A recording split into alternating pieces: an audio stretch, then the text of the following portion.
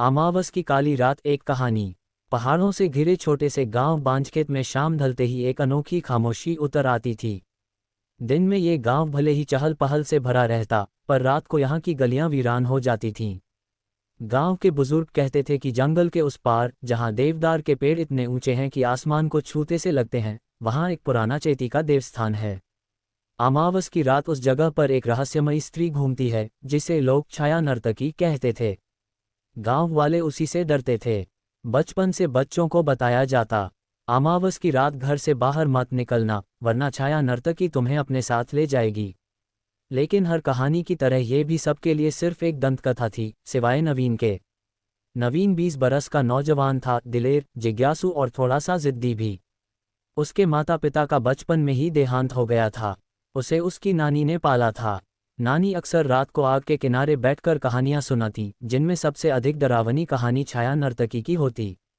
एक सुंदरी जिसका चेहरा दिखते ही लोग पागल हो जाते, जिसकी आंखें लाल अंगारों की तरह चमकती और जिसके पांव जमीन को छूते ही नहीं थे।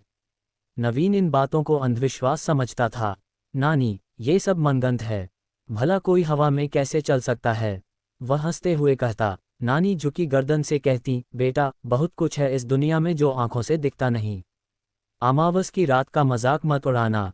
लेकिन नवीन की जिज्ञासा बढ़ती चली गई।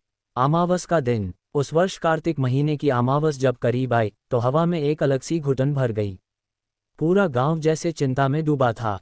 लोग जल्दी जल्दी अपने काम समेटकर घरों में घुस जाते। मंदिर के पुजारी ने गांव वालों से कहा कि रात होते ही अपने दरवाजे बंद कर लें और बाहर न निकलें। नवीन को ये सब और भी रहस्यमय लगा। वह सोचने लगा, मैं खुद देखूंगा कि इस छाया नर्तकी नाम की चीज में कितना सच है। दोपहर ढलने पर उसने अपने दोस्त अरुण को ये बात बताई। अरुण ने सुनते ही कहा, पागल हो गया है क्या? उधर जाने का मतलब है मौत को बुलाना। पर नवीन अपनी बात पर अड़ा रहा। अरुण ने डरते डरते सलाह दी, अगर जाना ही है तो कम से कम घंटाधार वाले पेड़ से आगे मत जाना। वहां के आगे कई लोग गायब हुए हैं। लेकिन नवीन ने सिर्फ मुस्करा दिया। अंधेरे की ओर कदम। सूरज ढलते ढलते आसमान काला पड़ गया था। हवा में ठंड बढ़ने लगी थी। पूरा गांव अपने घरों में दुबक गया था। पर नवीन, हाथ में एक लालटेन और बगल में अपने नानी के आशीर्वाद का पीला धागा बांधकर घर से बाहर निकल पड़ा। उसने जंगल की ओर जाने वाला तंग रास्ता पकड़ा। हर कदम पर सूखे पत्ते चटक रहे थे। दूर कहीं सियार रो रहे थे, जिसकी आवाज से जंगल की निस्तब्धता टूट रही थी। कुछ देर चलने के बाद वह घंटाधार वाले पुराने बरगद के पेड़ के पास पहुंचा। कहते थे कि यह पेड़ कई वर्षों से वीरान खड़ा है और इसके तने से हल्की सी घंटियों जैसी आवाज आती है। नवीन ने पल भर को रुककर सोचा, क्या उसे लौट जाना चाहिए? लेकिन उसकी जिज्ञासा उसके डर पर भारी थी। वह आगे बढ़ गया। अब रास्ता और संकरा हो गया था। दोनों ओर ऊंचे ऊंचे देवदार अंधेरे में भूतों की तरह खड़े थे। हवा तेज हो गई थी और पेड़ों की शाखाएं अजीब सी खड़खड़ाहट कर रही थीं। अचानक उसे लगा कि कोई उसके पीछे चल रहा है। उसने मुड़कर देखा, कुछ नहीं। पर दिल की धड़कन तेज हो गई। वह थोड़ा और आगे बढ़ा, तभी उसकी लालटेन कांपी, जैसे किसी ने उसके शीशे पर थपकी दी हो। नवीन ठिठक गया। कौन है? उसने आवाज लगाई। जवाब में सिर्फ हवा की तेज सिसकारियां थीं। देवस्थान का रहस्य। लगभग 1 घंटे की पैदल यात्रा के बाद नवीन उस स्थान पर पहुंचा जहां देवी चेती का पुराना देवस्थान था। वह जगह पहाड़ की ढलान पर एक समतल चट्टान पर बनी थी।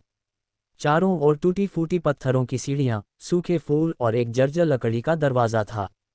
जैसे ही नवीन ने दरवाजे को छुआ, अचानक एक तेज झोंका आया और दरवाजा खुद ब खुद चरमराता हुआ खुल गया। अंदर अंधेरा गहरा था। नवीन लालटेन उठाकर अंदर गया। लेकिन जैसे ही वह पहला कदम रखता, उसे लगा कि फर्श पर किसी ने हल्की सी कदमों की आहट दी। वह तुरंत पीछे मुड़ा। कोई नहीं। पूरे देवस्थान में बस टूटी प्रतिमाएं और अंधेरे के सिवा कुछ न था। पर तभी टन घंटी अपने आप बज उठी। नवीन घबराकर पीछे हट गया। घंटी के साथ ही तेज सुगंध वाली हवा चलने लगी और ऐसा लगा जैसे कोई अदृश्य शक्ति भीतर घूम रही हो। कौन है वहां? नवीन की आवाज कांप गई थी। तभी दरवाजा जोर की आवाज के साथ बंद हो गया। नवीन ने हड़बड़ी में उसे खोलने की कोशिश की, पर वह नहीं खुला। लालटेन की लौ तेजी से कांपने लगी। और तभी उसने उसे देखा। छाया नर्तकी। अंधेरे में एक नीली धुंध उभरने लगी। धुंध धीरे धीरे एक स्त्री का आकार लेने लगी। उसके बाल हवा में लहरा रहे थे, उसके पांव जमीन से कुछ इंच ऊपर थे। चेहरा इतना सुंदर कि किसी अप्सरा जैसा, पर आंखें लाल धधकती हुई। नवीन भय से जम गया। स्त्री उसके करीब आए और बिना होंठ हिलाए उसके मन में आवाज गूंजी। तुम मेरे क्षेत्र में क्यों आए हो, मनुष्य? नवीन ने कांपते हुए कहा।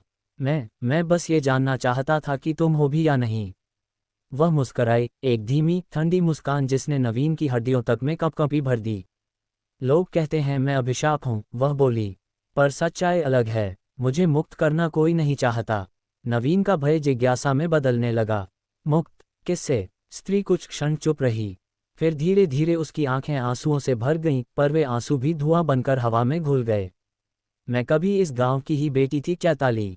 मेरे ऊपर झूठा आरोप लगाकर मुझे इसी देवस्थान में कैद कर दिया गया। उस रात अमावस थी और तब से हर अमावस को मैं जागती हूँ अपने सत्य को सुनाने के लिए। नवीन का दिल द्रवित हो उठा।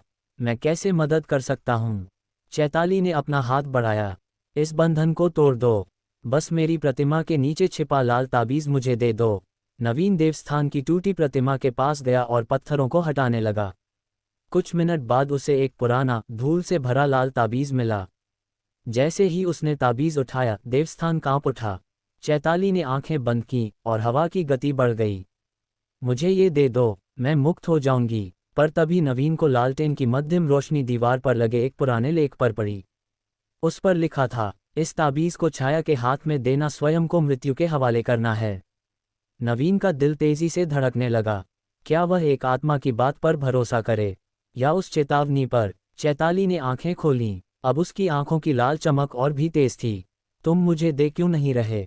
जल्दी करो। नवीन को उसके स्वर में अचानक एक विचित्र क्रोध महसूस हुआ।